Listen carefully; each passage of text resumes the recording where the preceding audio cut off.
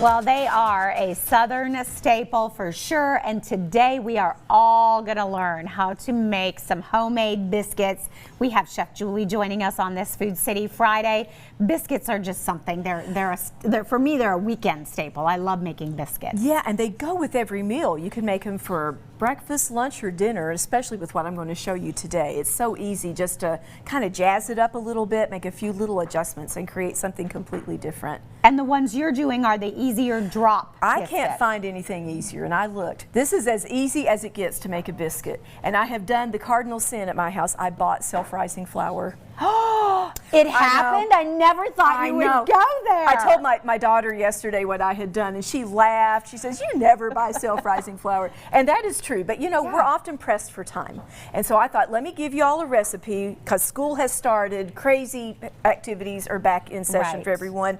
And when it comes evening time and you've got to feed these little hungry mouths. They're always hungry. They're always hungry. You know, anything you can do to lower the barrier to kind of get yourself like, hey, I can make something that's going to fill my kitchen with a beautiful aroma. It's going to make something really nourishing and comforting for my family, and it's not that hard.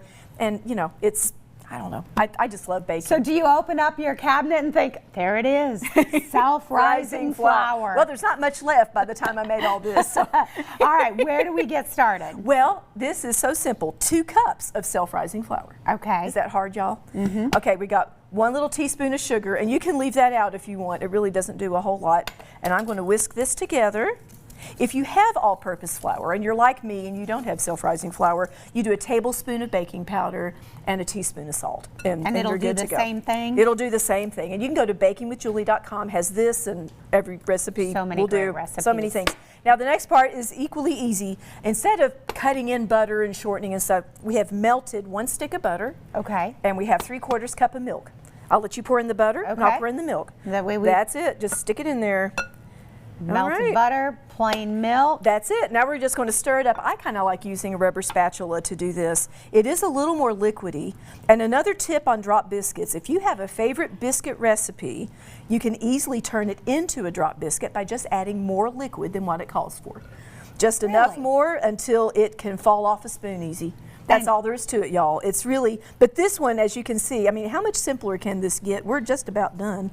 Mixing it all together. Just mixing it together. We just have to let the dry disappear. And we're not going to have the rolling pin. There's no rolling pin. There's no flour. There's no flour everywhere. And I don't have to have the fancy cutout. You don't have to have the fancy cutouts. You don't have to do any of that. I mean, we're done. That's it. And that's a great looking dough. And it's a great looking dough, right? So now you just take a big spoon. Okay. And just drop it. Ta-da! That's pretty easy. That's pretty easy. I do like that. And this, I'm sweating, y'all. This is so hard. Was it hard for you to like try these? Because normally, no, it wasn't actually. My mom made drop biscuits growing up. I'll let you make a few. You can dump some out there. All right. Now, if you want, she's like, finally something Amy can't mess up. But it's to see how easy, and you want them to look kind of rustic because these are drop biscuits, you know? They're rustic, supposed to be a little rough. They don't have to be perfectly shaped. That doesn't matter. You can dab the top with a little bit of butter if you want before you put them into a 425-degree oven, about 9 to 12 minutes depending on how your oven goes till you get a little color on top.